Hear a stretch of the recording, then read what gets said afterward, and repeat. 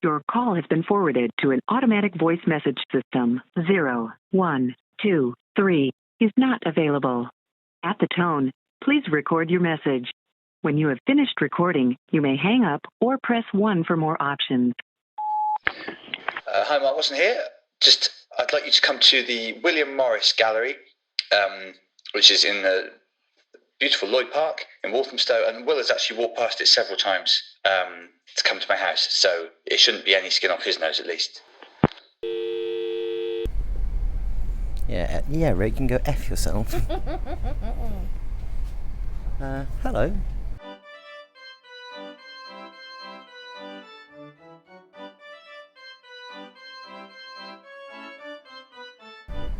Laura, just saying hello.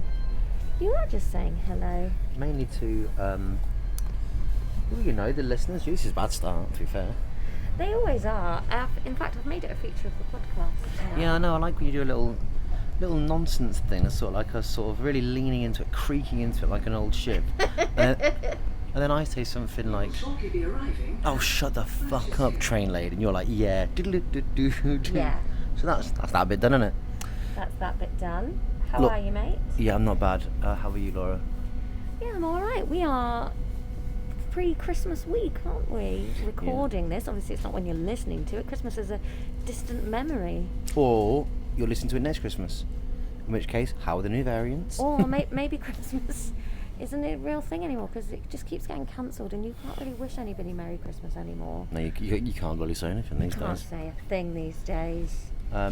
Laura, where are we off to? We are going to the William Morris Gallery in Walthamstow, your old neck of the woods. My old neck of the woods, yeah. It's about 400 metres from where I used to live. But you've never been? Nah. Because you're a bad boy. Yeah. Why are we going today? We've been sent there by your friend of mine. It's only bloody Mark Watson. Mark bloody Watson, author and comedian and lovely man. Yeah. So he said, lads, well, you heard him say, lads, you've got to go and see. So we're going to go and see. We're looking forward to it. Laura, you've had a little look at the internet, haven't you? I have. Now, I've got to be honest, this is one of the thinnest on the ground TripAdvisors, that's the train doors opening there, thinnest on the ground TripAdvisors we've ever had. There's only one-star review, and it's all about the car park. Go on, what's it say? It just says, rip-off car park charges. It says, I'd like to write a good review about this place. Literally no one's stopping you, mate. But I was ripped off by Waltham Forest Council who run the car park. Ticket machine is faulty, so even though I put the correct money in the ticket machine, the ticket had the wrong time on it. My eyesight isn't great, so I assumed it was correct. However, the traffic wardens must be wise to this, what your bad eyesight, and pounced with a nasty fine. Nice little earner for the council. What a fucking idiot. What an idiot. You don't have to leave that review on the William Morris Gallery. Also, you know, like when someone says, what's the thing, like when something supernatural happens and someone goes, oh, well, it's all fake, and then you go, no, honestly, look, the ghost comes here every night. Look, I did fake it one time. Boom, you lost all credibility. But that's like when you go, well, I put the right money in, I had the right ticket, I had the right time. Yes, my eyesight's bad. Right, well. Also, I think it's like me going like, I'd love to give William Morris Gallery a good review, but I stepped in dog shit on the way there. Like, this is unrelated. So that is the only 1-star review. Okay. There are no 2-star reviews. Okay. Then there's a few 3-star ones. I've picked a few choice lines. Should be visited at least once by anyone living in East 17. Yeah, cool. So. Just you like the postcode, don't you? Tiny people living in a band. I thought they've all got to get in and visit the William Morris Gallery. Very funny. But just we are aware that the postcode of Walthamstow is E17. Yeah, E17. Yeah, just checking. Did you ever visit there when you lived in E17? No, but I listened to a lot of Brian Harvey. Thank you. I liked this one. I went to this site a very long time ago, and every time I visit it is closed. The site does not stay open for long. All review. Just don't review them, buddy. Oh, Janice, I'm going to write that review of the William Morris Gallery now. Lovely, you been? No. Okay. But I'm going to give it 3 stars, even though I can't get into there. The outside, lovely. Give me a 5-star review. Yeah, so the 5 stars, everybody loving it. Vast majority of them are 5 stars. For socialists, this is a must. Or a must. So I don't know much about William Morris, so that was quite interesting. I was like, oh, he's a socialist, is he? Will loves a socialist. Yeah, delightful and inspiring. And then this review that I've only included to wind you up. A 5-star review. Champagne Socialist is the title. Elegant building set in a nice park showcasing Morris's life work and politics. Well organised and interesting exhibition with many original pictures, stained glass, books, textiles, etc. Interesting to read of his socialist views given his great material success. Free entry. Ridiculous. Oh, you hate the world, do you? Well, I can't help but notice you live in it. Fuck off, you idiot. Read a book. We are here! We just had a lovely stroll through Walthamstow. There's so many cafes, Will! There is. I of course used to live in Walthamstow, and I'll tell you, I've been to most of them, and they are by and large great. Anyway, we walked through, for those who are au fait with Walthamstow, just went up Hoe Street, turned onto Forest Road, and now we're outside the front of the... It really does stand all by itself, this museum, doesn't it? So, you just pop out of a residential thing, and then bam, there's this massive freestanding house all by itself, and in the middle of a park. So just behind the house is Lloyd Park, which is like one of the municipal... Lloyd George? No, I think it's Edward Lloyd. In fact, Who's Edward Lloyd? Don't know, but it's on the blue plaque over there. No. But I didn't know he was Edward Lloyd. I don't know who he is. But yeah, it's nice because of... Obviously, London is so built up. The green spaces are quite sacrosanct. Do I mean sacrosanct? I don't know. Yeah, I reckon I do. Yeah, put it in. So That's a good word. It's an old house. What are we talking? Vicky Tory? Oof, Georgian? Yeah. I don't know, mate. Well, I reckon if we walk over here, we'll find out. If we walk over here, we'll see the blue plaque outside the house, which I assume will have some dates. Then he lived to a good age, Morris, didn't he? Yes. Let's have a look. Here we are. We're coming up on the blue plaque. He was born in 1834. He died in 1896. Pure Victorian. 62. Yeah, and Edward Lloyd lived here 1857 to 1845. Edward Lloyd was a publisher, according to the blue plaque. I'm finding blue plaque hard to say. Blue plaque. Blue plaque. Blue plaque. I like how curvaceous this building is. Yeah. Sexy. The other buildings. Do you know what? If you were looking at this building from the bird's eye view, it would look a lot like the statue of that woman with the weird boobs we talk about on Years and Years, Agnes which you Saul. can listen to if you become a bloody patron, and you should. Why aren't you a patron yet? It's weird. Yeah, why aren't you? We're hemorrhaging money.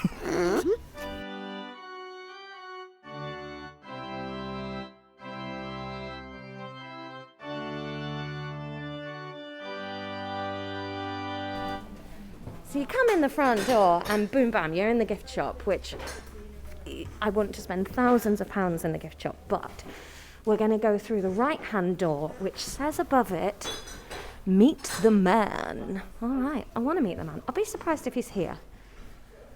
And we're into the first room. So it sort of looks like it's a house, it's a museum made from a house. Yeah, I think like the museum is the house that was.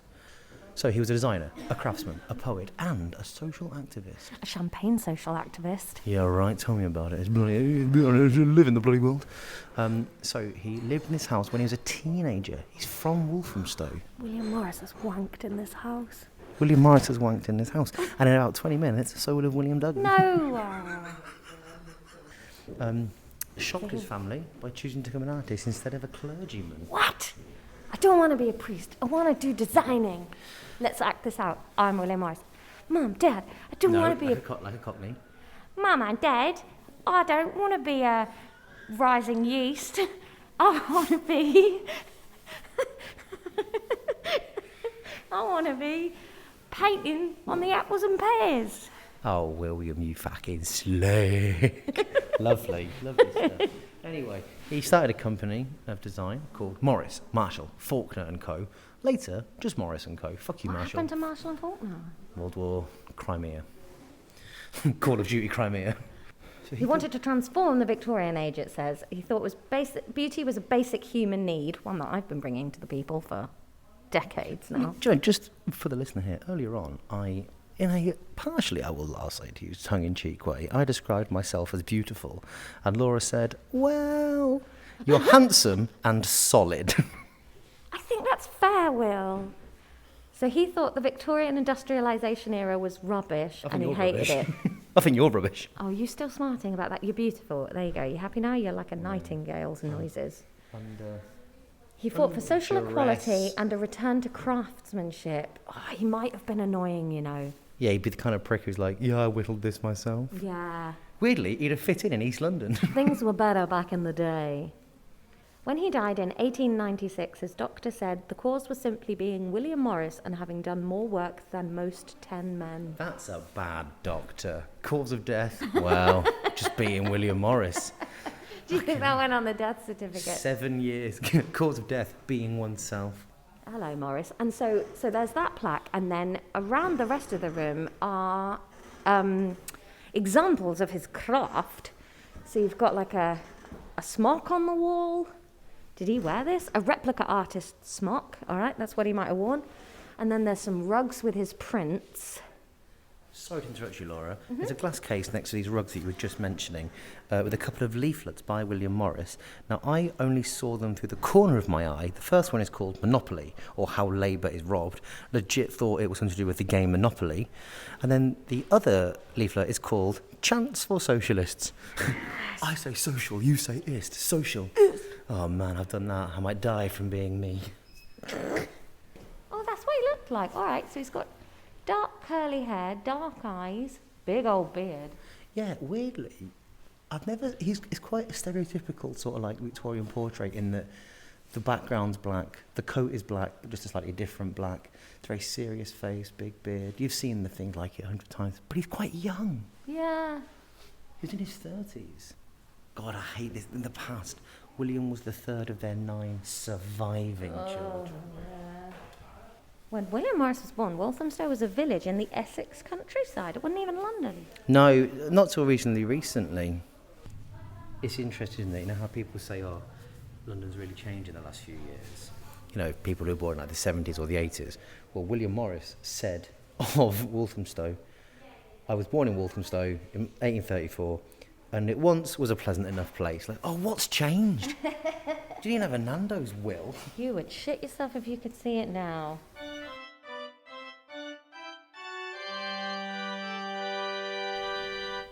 Oh, his health was delicate while he was little. He was fed calves' feet jelly. That's probably why. Can you imagine being ill and the cure being calves' feet jelly? Ooh. I'm not a huge fan of orange jelly. Do you like jelly? Oh, no, it's always a bit weak. It's always a bit weak. The jelly cubes. It's always a bit weak. You're so spot on. That is such an insightful thing to say.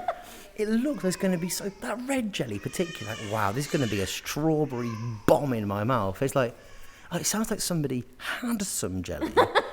Somebody's eaten a strawberry, done a piss, and now it's hard. And that's, I'll have that with ice cream. Yeah. That's such a wordsmith, Laura. I'm so impressed by you. Thanks, mate.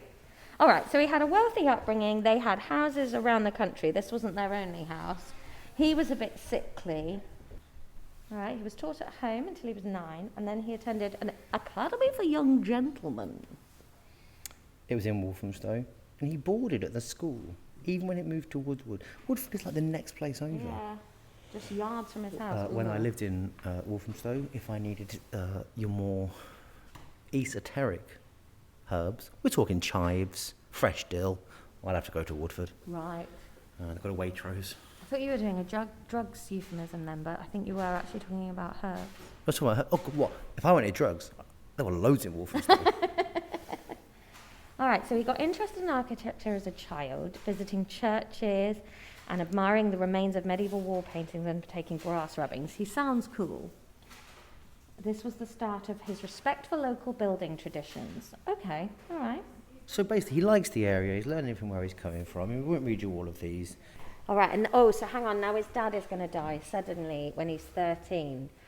And their income obviously changes massively, and they move back to Walthamstow. To the modest water house, which by the way, is the huge building we're in. Yeah, but if you're used to a mansion in Wiltshire... Sure. Yeah, it really is a downgrade to a 3-storey Georgian villa with stables, kitchen, gardens, extensive grounds, including an island surrounded by a moat that gave the house its name. Can you stop using this tone because you're starting to sound like a TripAdvisor reviewer? No. All okay, fair enough. I will say, wow, if you're downgrading to this, you've come with something lovely. 5 stars. Then he went to Exeter College, Oxford. Oh, yeah. That's when he met Edward Jones, and they became friends straight away. So that's that publisher that lived here as well. That was Edward Lloyd. Oh, then it wasn't. I was going to say, I was very impressed. That's when he met Edward Burne-Jones. I was like, who the hell is Edward Burne-Jones? Yeah, ignore me. Okay, so then Jane Burden started modelling for Morris and his artist friends in Oxford. She came from a very poor background, but the young men were enthralled by her beauty, and Morris fell in love. He ignored the social differences between them and asked Jane to marry him. Now, that's such a lovely story. Reader, really nice. she said yes. Reader, she said yes. I'm sure there was nothing skeevy or underhand about the whole thing, but the phrase "she started modelling for him" makes me feel like he's there, because she's quite poor. He's there in his little foppish gown going, "Jane, just get one out." Stop it. Does she look like Agnes Sorrell? She's got a real high neck upper. Interestingly, there's a photograph of her and a drawing of her. The drawing is not good. But it is flattering. Do you think? No, I think she's better looking there. I She's don't. hot. Do you really think so? Yeah. Imagine her with her eyebrows done and her hair different. Yeah, her hair looks like a wig. Yeah, the hair's not great. I like this little dog curled up on the bed though. Who's this over here? Over here is Mrs. Emma Morris. I think that's his mum. She's got good hair. She has. So, in 1856, they moved to Leighton, which is over the way, and they moved... Weirdly, the Vestry House Museum was where my friend Chris got married. I was the best man.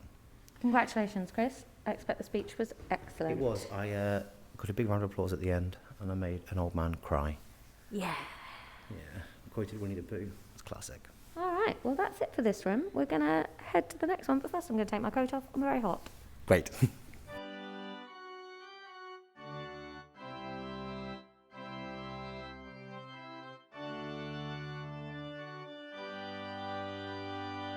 Gallery 2, starting out. And before we start doing it chronologically, you may have heard recently that Laura had a big opinion on Edward Burne-Jones, who we thought was someone else. Luckily, we found out who Edward Burne-Jones is. They were friends at university, and they'd both defied their family by rejecting secure careers in the church, and had both become artists. Doesn't he look modern? Like, there's a photo of him aged 23, so this is from 1857. Like, so many people from the past look like they're from the past, Yeah. whereas if he walked down the street, I'd go, yeah, No, all right. I think it's close. I think if he walked down the street with that haircut, I'd be like, time travel. Right, so Ruskin was a big influence for them. He decried the moral bankruptcy of Victorian art and society, urging a return to the values of the medieval past. We've all said it, life was better in the medieval times. Oh, I say plague, you say yes, please. Disestablishmentarianism. Oh, I thought you were going to say Vax. Oh, disestablishmentarianism. Well, hang on, there's a... why is there a knight in shining I'll armour? tell you why. Because this is William Morris's armour. Because in the previous room it said on a little thing that we went past, as a child he used to dress up in a suit of armour and a sword and ride a Shetland pony round. That's fun. Well, not fun for the Shetland pony, but... Well, no, I think it's fine if he's a kid. Yeah, well, but in the suit of armour? Anyway, here's a lovely... Oh my God, listen to this. Morris and his friends modelled for each other. Again, tits are out. Whilst painting... Obsessed. We've seen no tits in this, nor in any of his designs. Listen, but it's all about the hint, isn't it? Not here, and not in Morris's work. It's all about birds and strawberries. Morris and his friends modelled for each other, dicks out, whilst painting the murals. They dressed up in medieval-style clothes and armour, which Morris commissioned from a local blacksmith. As a child. When the helmet arrived, Morris couldn't resist trying it on. To the great amusement of his friends, he got stuck, embedded with iron, dancing with rage and roaring inside. Imagine having a childhood bullying incident just as a plaque in a museum for people to giggle at. Yeah, but I do think if the bullying incident comes around the fact that your locally blacksmith-commissioned helmet doesn't fit, I loathe the phrase, but he's asking for it. Oh, hang on a minute. His first commission was a disaster. 1857, Rossetti was invited to decorate the walls of the Oxford Union with scenes from the legends of King Arthur. He gathered together a band of friends, including Morris and Burne-Jones, and they basically mucked about and did it real badly. You've screwed it up, mate. But because he's posh, he'll get given a second chance. Don't worry. Yep. This podcast this week, by the way, includes paid promotion. Thought we'd best say we are sponsored by chips. Not microwave chips, oven chips. Chips on the shoulder. I wonder where you were going then. Good. It was good at the end, wasn't it? Yeah. There's a drawing here that he did of Rouen Cathedral, which we discussed in the Joan of Arc. I've been to 1429 episode of Years and Years, where we covered Joan of Arc in deep dive. And I've been here. I've been to Rouen Cathedral. Is that accurate? You know when Morris and his friends were dicking around painting Oxford University? Yeah. Me and my friends were dicking around in Rouen Cathedral. Okay. We were all trying to kiss Sophia Iannarelli, and none of us did. She's in Australia now. She's married. I wish her well. What, lads? I will say this, though, Will. In one of the TripAdvisor reviews that I didn't read out because I thought it was a bit boring, they said about how hot this place was. And I am so hot. I'm so hot. For the listener, I'm also quite warm. But you've left your coat on. How are you not dead? Because if I take it off, what good will it be? I'm so hot. And now we get into embroidery. Oh, is that Standon House? There's a picture on the wall to the left. I think that's Standon House, which is a National Trust place in Surrey or Sussex, and I visited there. I think that's where he lived as an adult. So that is the Red House in Kent, but thank you for playing. Rossetti described the Red House as a most noble work in every way, and more a poem than a house. Who's this Rossetti? I feel like he's crept into the conversation. I don't know who he is. Yes, what have we missed? I don't know, but look what we've come to. Morris's first wallpaper design. Ooh, and that's nice. So we'll put some designs, some famous William Morris things up on. I've got a William Morris teapot. I've got William Morris curtains. We are the best. So yeah, the design is like, it's the first wallpaper. It's like a trellis with some birds and is there roses? I actually prefer this half-painted. They've got the finished wallpaper, and then they've got like a half-coloured in design version of it in front, and I prefer the half-coloured in design version. I think they're both nice. I prefer the finished one, so it's nice, isn't it? And what's here? Ooh. The business, of course. Launching a business. So obviously, you mentioned earlier the old Morris, Marshall, Faulkner and Co.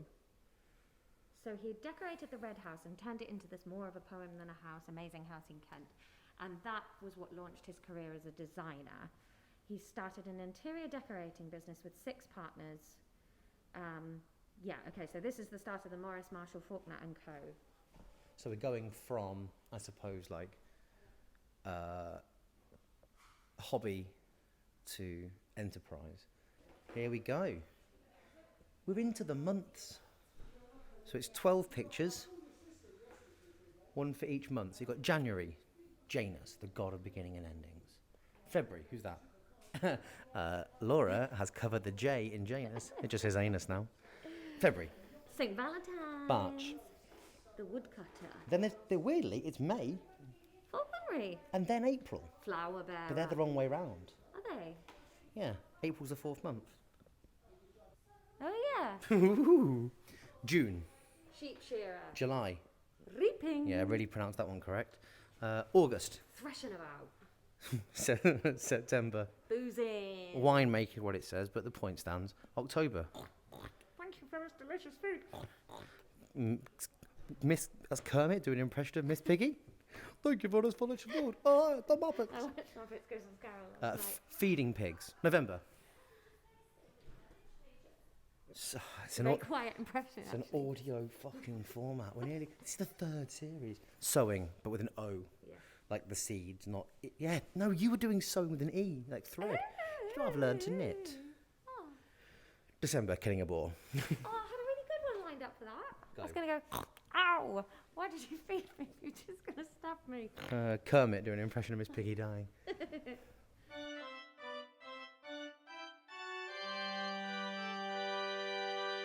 I am right back on board with politically William Morris. Here's a quote by William Morris. I've never been in any rich man's house which would not have looked the better for having a bonfire made of 9/10 of all that it held. Ooh. Yes, William! Bam, bam, bam! Victorian roast battle. Your Majesty, I don't mind the palace, but I think it would be better if there was a bonfire of 9/10 of all things you know. Final joke. They didn't like the Victorian clutter. I agree, William Morris. I hate clutter. And they promoted well-made, understated design for the houses that they were decorating. Yeah, all right. But it was difficult business. But he was a good businessman, and then he bought out the remaining partners and became Morris & Co. and opened a shop on Oxford Street. All right, so this is the beginning of them becoming a household name for sexy houses. By the end of the century, Morris & Co. was the byword for good taste. Yeah, that's what I sort of summarised. You might have said it back. Yeah. So there's silk prints on the wall and wallpaper. Ooh, this is a wallpaper that they were commissioned to put in St James's Palace for Queen Victoria. The blue one? Yeah. That's nice. It's kind of blue, leaves. I do like it. Is that like a fleur-de-lis? No. Oh yeah, look, there's a picture of the drawing room at Standon, West Sussex. There we go. The Beale family, they commissioned Philip Webb to build a new country retreat for them in the 1890s, and many of the furnishings were ordered from Morris & Co. Oh, so he didn't live there, he just furnished the house. Okay, well. But there's a game here. You have a product to make. You have next to it a brand meter, which starts at weak, ends at strong. You have 4 years left, and you have £120. It is 1875. What product will I make? 100 embroidery cloths? No, I want to make ceramic tiles. Okay. I think that they're going to be really commercial. Okay, so we're making 100 packs ceramic tiles. You press that, then a picture of Lord Lolly, aristocrat. I could use these tiles to decorate my fireplace. Beep, we've bought them. This is your brand strength. A strong brand means you'll sell more. Oh my god, that fucking Instagram. Basically, brand. Okay, who's going to get to design your tiles? William Morris has £0. Philip Webb has, or is it cost? Costs, I reckon. Let's get William Morris to do it. Yeah, we're at He's his free. house.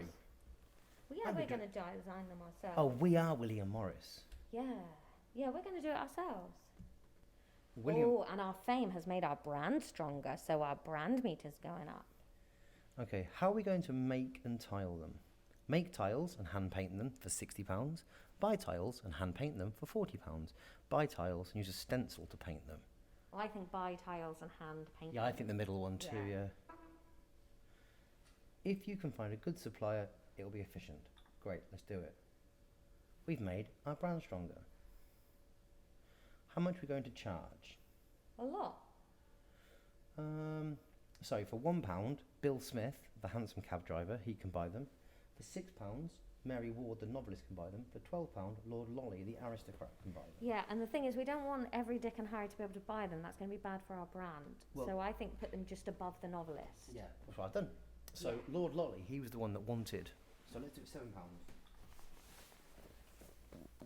How are we going to market them? We are going to sell at a trade fair. Now that's the £30 option. We've only got £80 left, so I think that's the good thing to do. Yeah. It's a good way. They say great work. They haven't told us off for anything so far. The critics think we're great. A man here has said that our tile design is a reason for me to live. Wow. They're made with care. The hansom cab man says the few would be nice, but they're out of my reach. The woman has said the tiles would be nice from the fire, but they're a bit pricey. And then Lord Lolly's like, lovely stuff, great work. We sold 47 packs. We've made £329. We need a stronger brand. Right, so what do we do now? It's a commission. The Forest School in Walthamstow have offered us £120 to create a stained glass window. We're delighted by that. Who's going to design it? How about... Our friend Edward Burne-Jones, because our connection will keep our brand strong.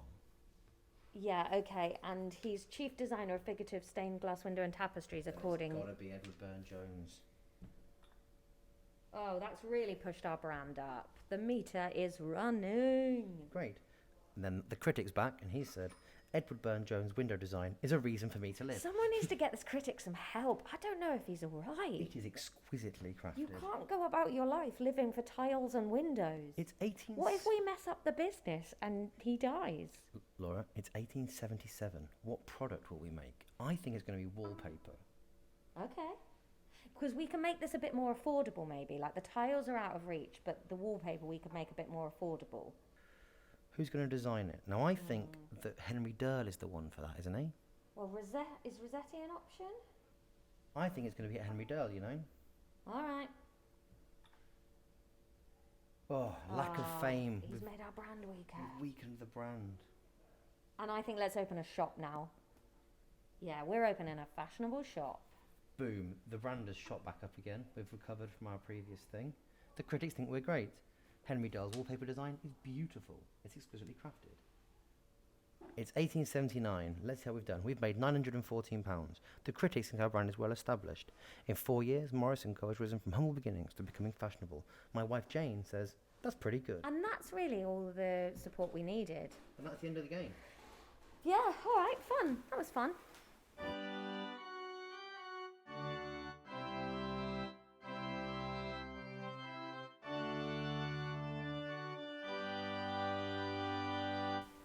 So there's a tapestry loom in front of us. I just don't really understand how looms work. No, neither do I. Oh, and there's drawing material, so you can sort of like draw out designs on a grid so you can see how they would be replicated and printed and mass-produced. In fact, there's a video here telling you how they use a loom. So cotton threads go onto the frame, and then the vertical threads are called the warp. They provide the framework on which the tapestry is woven. And then other stuff happens, but quite slowly. Yeah, this video is not very interesting. By the early 19th century, tapestry weaving had fallen into decline as fashions changed and homes became better insulated. There was less demand for heavy wall hangings. Yeah, all right. But Morris liked them and he wanted to bring back a revival. So he made tapestries for them. Okay. Oh, yeah, fun. So because he'd grown up in the Essex countryside, that's why a lot of his prints are flowers and birds. It's because that's what he liked. He advised would-be pattern designers to abstract from nature rather than copying literally. Patterns should have order and structure, and lines should be strong and crisp, not weak or flabby. One of the original wood blocks used for printing. Oh, that's cool. So you're welcome to touch it, but it's too fragile to use. And this block was used to make the daffodil pattern. I didn't really realise he'd done stained glass. I knew about like prints and furniture and tiles and wallpapers. I didn't realise about the stained glass being a big deal. So this is, now we're in the next gallery, which is a facsimile of the shop.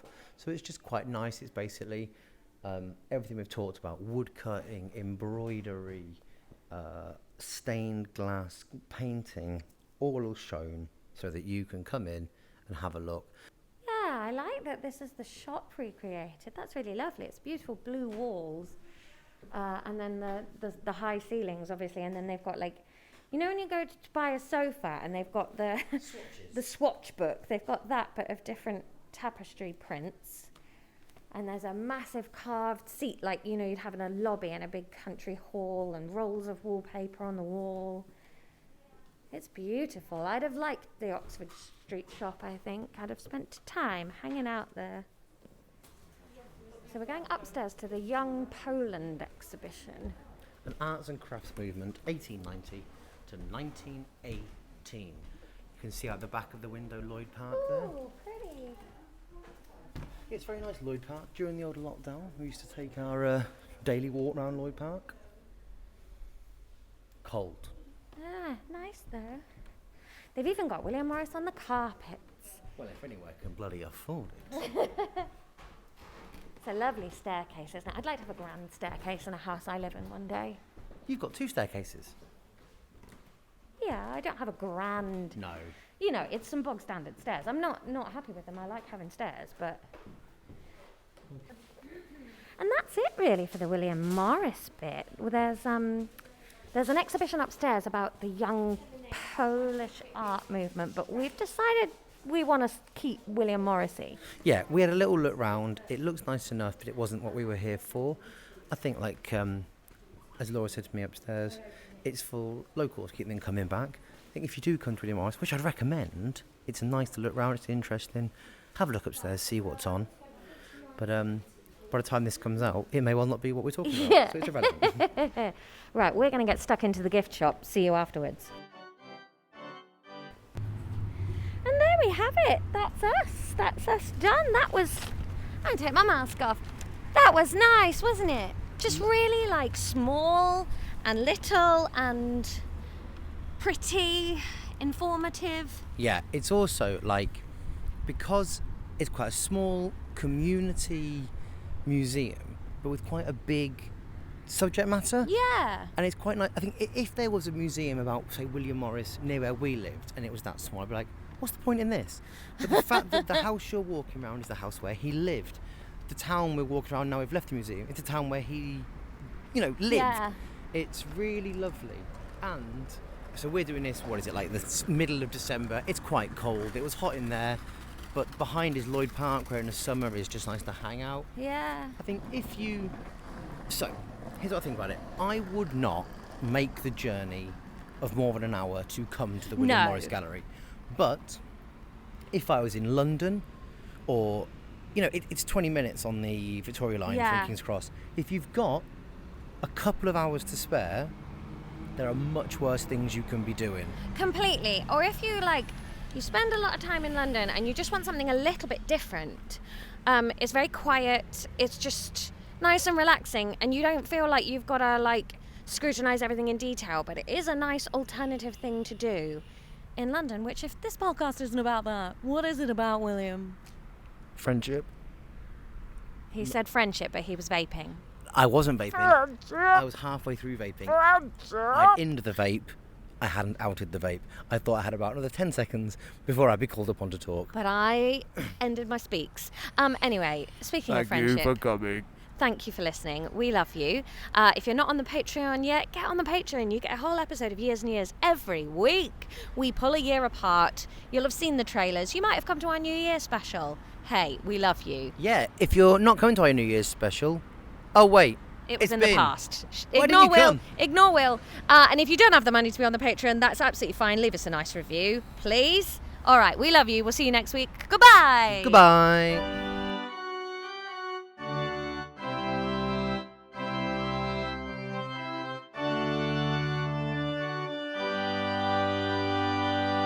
Well, I have no idea why we signed off like that. Obviously, we've still got to chat to Mark bloody Watson. How are you, my lovely? Hi, yeah, I'm fine, thanks. Thanks for doing what I said and going to that gallery. I know you're always looking for places to go, but still. Thanks for sending us, because the last one we did was Box Hill, where Jen Brister sent us, and it was very muddy and disgusting, and we hated it. It was rubbish, Mark. It was rubbish. We hated it. We were really glad to be somewhere clean and dry. A hill can sort of go either way, can't it? It's not always... No, you can go up or down, that's it. Oh, yeah. But you can go either way, up or down it, I suppose. Yeah. At one point, I think we were backing down it facing up, because it was the best way to make sure we didn't fall, wasn't it? Yeah, I wanted to give you somewhere which wouldn't have, wouldn't contain any sort of discomfort or danger, basically. I don't know. I mean, Jen can sort of account for her own decisions, but I wanted you to have a pleasant, quite middle-class time of it. We're so grateful. I think it was one of our lowest stress days out, actually, because, Will, you know Walthamstow really well. I lived there for 3 years, so... Yeah. 3 or 4 years I lived there, so I know how to get around. I know which tube to get on, which tube to get off. Yeah, exactly. It's something you already know. I mean, Box Hill is more of well, you've been to all sorts of places. You have, and this was just, to be fair, part of the point of the podcast. But I feel like and it is low stress, really. The only, I mean, as stressful as it gets is if you try and get a coffee in that little cafe next to the gallery, and maybe your card doesn't read properly or something like that. And even then, you can get around it if you've got cash. We had a great time. Have you been to it recently, or is it one of those places that's too near your house for you to remember to go? Yeah, I've not been to the actual gallery for since early on in my time here, which is actually only a couple of years ago. But I'm around it all the time because there's this cafe attached to it. And for example, my kids had a bike lesson there, well, in the park only the sort of last week, and it was, to be perfectly frank, fucking freezing. So I let the guy push them around on their bikes and just retreated to that cafe is a real godsend. So I'm adjacent to the culture quite a lot, but I mostly don't get any further than having lattes, or they do even sell those little wines for sort of later in the I've got to afternoon. say, Mark, the more we're chatting, the more it seems that you should have sent us to the cafe next to the William Morris Gallery, because you seem to love that cafe. I'm really fond of it, but I don't know if it qualifies as a national treasure exactly. You could maybe do a spin-off podcast where you just go to loads of nice cafes. I mean, you were saying you're a big fan of something, Laura. Oh yeah, you're a good host. You should host this podcast. Thank you. I just instinctively got my hosting on there. I already liked William Morris's patterns and designs. Like I've got some curtains and some bits and bobs in his patterns. So it's quite nice to find out about him. I didn't know like any of that really. He designed all sorts and he painted all sorts, and there's loads of his bits and pieces up around Walthamstow. I mean, bits and pieces is doing a disservice, really. Yeah. Are you a fan of the design aesthetic of the Morris style, or is that not? I do like it, and I like the sort of slightly Art Deco-y letterface vibe that seems to accompany all of his stuff as well. Yeah, I didn't know anything about him until I came to Walthamstow, but as I say, he's quite heavily featured here. I was also in Toronto before Christmas and saw one of his designs with a little William Morris sort of plaque, or I can't remember what it was. It was on a building, and I felt a kind of a flicker of local pride at the idea of it. I really enjoyed it mostly because I like his patterns. Everyone likes his patterns, but I hadn't realised just what like a decent human being he was as well. That was like a whole. I'd gone in expecting to enjoy one thing, then there's a whole other layer for me. Yeah, philanthropy of various kinds was it, and he said some quite enlightened things about art and society and stuff like that. It is nice when you admire someone's work for the past and it turns out they weren't a sort of terrible person, because you get that with olden days people, unfortunately. Yeah, he was a proper socialist. Like there was the little book of songs to sing for the revolutionary uprising, and it very much stoked Duggan's fires. He's always trying to burn places. I'm surprised he didn't burn the gallery down, actually. He just sort of can't help himself. Have you ever managed to drag the kids round, or is it too close to a fun-looking park to be able to entice I think them? they actually went round as part of each of them as part of school trips. It's the sort of thing that if you go to school around here, they hit the William Morris button fairly hard. So I think, as with quite a lot of cultural attractions in these parts, my children have been taken to them by more responsible adults like teachers, which has meant I've not had to worry about that, and I can just sort of carry on with going to films and Nando's afterwards. Which is what we normally do, and I couldn't really send you to the Walthamstow Empire Cinema to see Stephen King as part of this series, because I feel like it's again just slightly outside the parameters of the podcast. We could have gone and seen a documentary, I suppose. Yes, I suppose so. Yeah, well, maybe we'll do that next time. Maybe my thing will be I'll just send you to more and more cushy days out to counterbalance all the people that make you go to the island. Thanks. Yeah, if you could send us to the Brighton Marina View Cinema, please, that would really help with our carbon footprint and our enthusiasm for this podcast. Yeah, gradually the podcast ambitions will just dwindle to stuff that you can get to within 10 minutes. Nice Days Near My House. Nice Days Near My House by Laura and Will. I mean, to be fair, a lot of people's podcasts, they never leave their own house at all. So you're far more. It's a much better idea for a podcast. Who in their right minds does a podcast where you have to go to places that are hundreds of miles from your house, but there's no proof you actually went there? You might have just played with a soundboard. And it's true, actually. It's free. You've got all of the difficulty of a travel documentary without any of the visual evidence that you made. Yeah, it's a really terrible idea for a podcast. Well, plus, as you say, as we've both said, most of the appeal of a podcast is you can do it essentially without getting out of bed. You've hit on one of the few podcast templates which is as much work as making like a telly show or something. It's with none of the money. With none of the money, but with more cultural enrichment. Speaking of cultural enrichment, Mark, I have to say that being on a Zoom call with you now, as I am, sat where you are, I am expecting you at any point to eat a bit of curry, describe something as fiddly, and then it looks like you're in a No More Jockeys Well, corner it right does, now, and because I'm loving it. where I nearly always play from. And in fact, I've Yeah. done so much stupid stuff sitting in this chair that it does feel, yeah.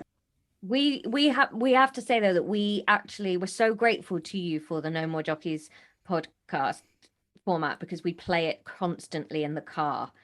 It's nice that Will, in fact, is quite a competitive player, and I played him several times on the way back from late night gigs last year. One of the big upshots of the pandemic is how much sort of curry I've eaten in front of members of the public. I don't know anywhere near as many of my dinners to sort of hit the big league. Really. People often tweet me now asking me about my takeaway choices and things like that. I wouldn't have.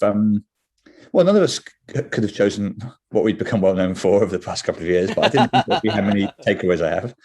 You're such a sort of is polymath the word I mean? But you're so good at diversifying what you do, though. I feel like you were always somebody that was going to cope well with the change of format over the pandemic, because you do write and sort of you've got stand up, but you've also got lots of other outlets, so you've diversified really well. I'd say the same to you, really. You wrote a book out of a Twitter thread, for example. That's diversification.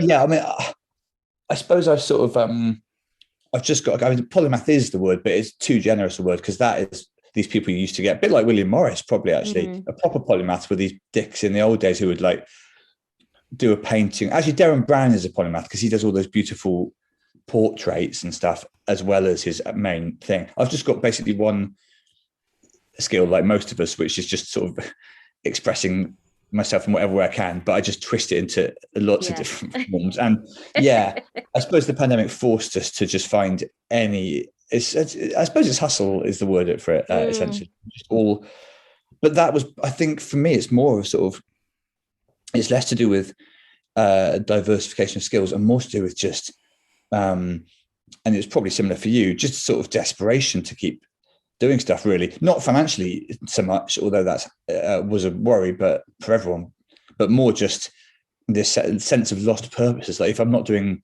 this, then what the hell am I doing? And the answer to that was, well, a variety of things, including YouTube games and Zoom gigs and all the rest of it. But it comes down to the same thing, I think.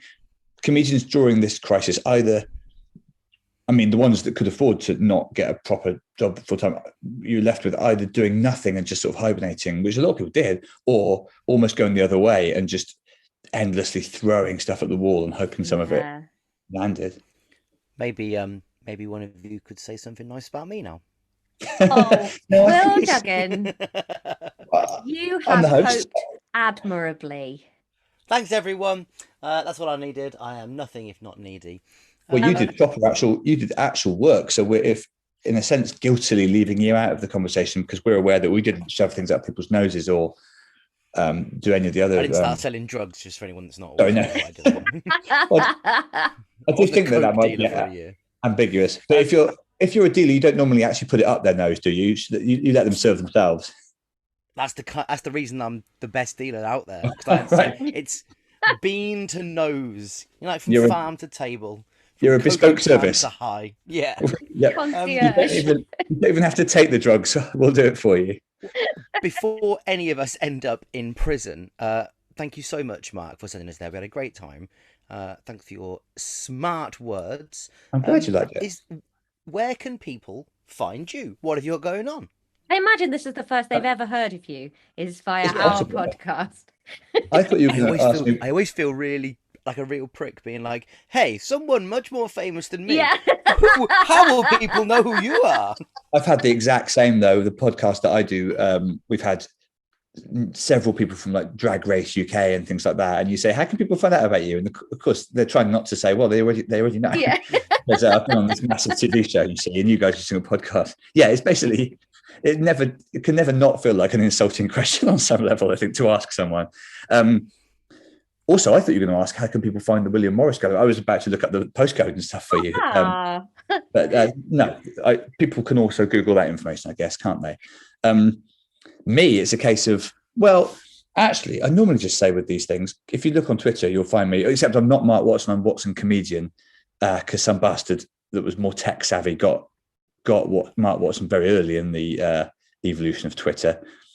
But also, if you just Google my name, you'll spot which one is me. There are a few Mark Watsons. One of them is a stick insect guy. There's not much crossover between what we do, really. Like actually into stick insects, or just looks like one? Yeah, like an expert. Honestly, I used to do stand-up about this. Every now and again, I'd receive an email asking some question about stick insect maintenance, and I didn't feel I was the right. For a while, I passed them on to him, and then I just sort of started answering them. It can't be that hard to keep a stick insect alive, though, can it? That was my thing. I didn't feel like any advice I could give was likely to be fatal to someone already knew the territory. But he seems to have a lower profile now on the internet. My main rival is someone who's written books about like Java programming and stuff like that. But basically, Google me or look me up on Twitter, and you'll find all my stuff. I reckon. Although you might just find that I'm on this podcast. I suppose that'll be the most recent item. Thank you so much. Thank you. That was very easy. Thank you. So there we have the wonderful. He is just wonderful, isn't he, Mark Watson? And he is a polymath, despite what he says. Yeah, he's just so great. I really like him. And he sent us to a place that I also liked, and I would go again. So there we have it. That's the end of the episode. Thank you so much for listening. If you love us, please could you like our podcast, give it a rating, 5 stars. 5 stars or nothing, you cowards. And do a little line about why you love us and get other people to listen to us. You can tweet us. Treasures. Will is sexy. There's a review you can all put. It's a great one. Yeah, they went to the William Morris Gallery. I had a great time, and I kissed my headphones because I was enjoying it so much. Yeah. You can tweet us. We are at TreasuresPod on Twitter. We're also at TreasuresPod on Instagram. You can send us messages. You can see photos of our days out. You can generally chat to us. If you are one of our patrons, which is patreon.com/National Treasures, don't forget to join the Discord where we chat daily about nonsense. You can also send us an email because it's still just mainly my dad. nationaltreasurespodcast@gmail.com. Other than that, you can just keep living your life the best way that you see fit, and I applaud you for that. We love you. Thanks for listening. See you next week. Bye. Bye.